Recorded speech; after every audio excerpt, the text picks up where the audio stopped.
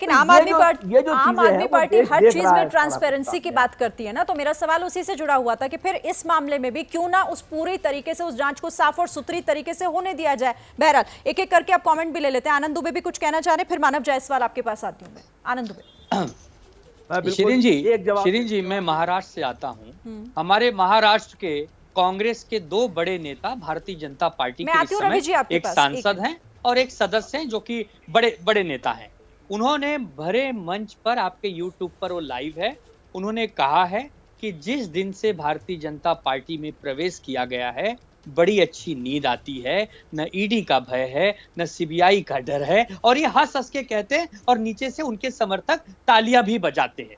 एक संदेश जाता है कि यदि इस देश में रहना है, राजनीति करनी है, एक पार्टी, एक झंडा, एक विचारधारा। भारतीय जनता पार्टी के समर्थक बन जाइए या उस दल में चले जाइए, आपको न ईडी का भय होगा, न सीबीआई, न इनकम टैक्स। लेकिन जैसे ही आप उनका विरोध करेंगे, जैसे ही नीरव मोदी और विजय माल्या का नाम लेंगे, आपको तुरंत ईडी घेर लेगी, क्योंकि ईडी को इस समय पूरी तरह से स्वतंत्रता दी गई है कि आप केवल और केवल विरोधियों के ऊपर हावी हो जाइए। और जो भारतीय जनता पार्टी के नेता भ्रष्टाचार करते हैं उसे आप मत देखिए, आंखों पर पट्टी बांध लीजिए। ये इस समय सिरिंजी स्थिति है। तो दुख होता है। हम तो उस यूपीओ को भी देखे हैं डॉक्टर मनमोहन सिंह के नेतृत्व में कि आरोप लगा 2G का तो कनी मोई और ए राजा जेल के अंदर भी गए।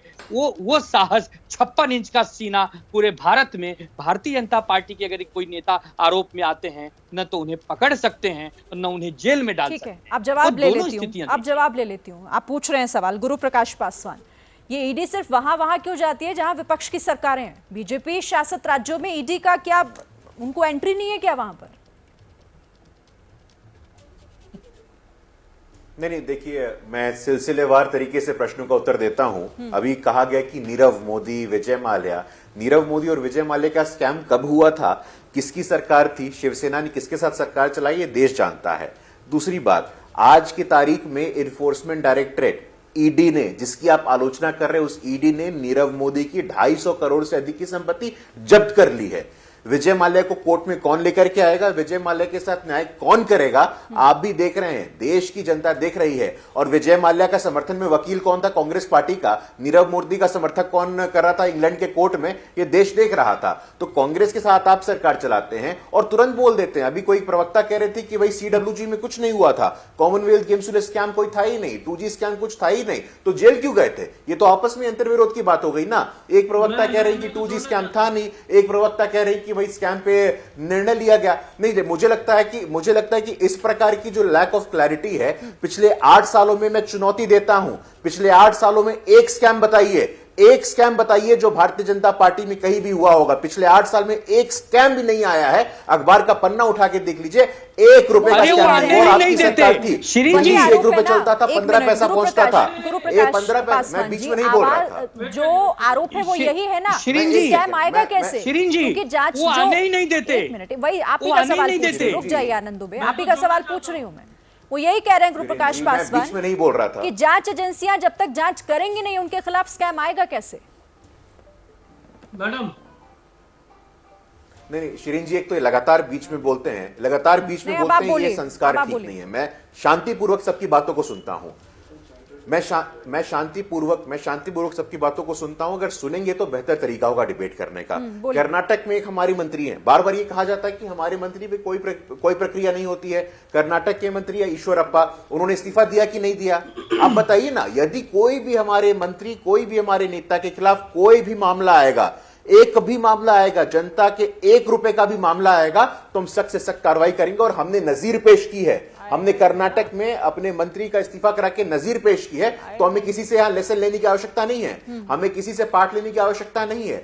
20 करोड़ रुपए देश ने देखा। वहां की मुख्यमंत्री ने मंच साझा करते हुए कहा, बहुत अच्छा कर रही हो बेटा, इसी प्रकार भ्रष्टाचार करते रहो, पश्चिम बंगाल की जनता को चूना लगाते रहो। 20 करोड़ का घोटाला आगे 200 करोड़ का करो, 2000 करोड़ का करो। कोल स्कैम हो, फ्लड रिलीफ स्कैम हो, रोज वैली स्कैम हो। आज पश्चिम बंगाल में जो टीएमसी की सरकार है, पश्चिम बंगाल में टीएमसी की सरकार भ्रष्टाचार में यहां तक लिप्त है, उनके पास कोई नैतिक अधिकार नहीं है बोलने का। आज भी यदि आपको लगता है तो संवैधानिक संस्थानों पे आस्था रखिए। कलकत्ता हाई कोर्ट ने कहा है, कलकत्ता हाई कोर्ट ने ईडी को वहां भेजा है, कलकत्ता हाई कोर्ट ने ईडी को भेजा है। ईडी पे सवाल खड़ा करना बंद करिए, अपने नेताओं को ठीक करिए। पार्था चैटर्जी भ्रष्ट है, अभिषेक बैनर्जी भ्रष्ट है, अर्पिता भ्रष्ट है, मोनालिसा भ्रष्ट है, तो कौन बोलेगा? इस प्रकार से नहीं होता है ना। ममता दीदी कहती है अच्छा काम कर रही हो, भ्रष्टाचार कर रही हो, बहुत अच्छा कर रही हो। ममता दीदी कहती है आज 20 करोड़ का कर रही हो, कल 200 करोड़ का करना, परसों 2000 करोड़ का करना। इस प्रकार नहीं होता है। जैसे ही घड़ी का काटा दोपहर 2:30 पे आए, बबीता जी का दिल सास बहू साजिश के लिए मचल जाए। और ये है इनकी बहू, पूरे दिन ऑफिस की टेंशन हो जाए गॉन जब ये करें अपना फेवरेट शो फ्री टाइम पे ऑन। इनकी तरह आप भी देखें अपना फेवरेट शो अपने टाइम पर और डाउनलोड कीजिए एबीपी लाइव ऐप अपने स्मार्ट टीवी पर।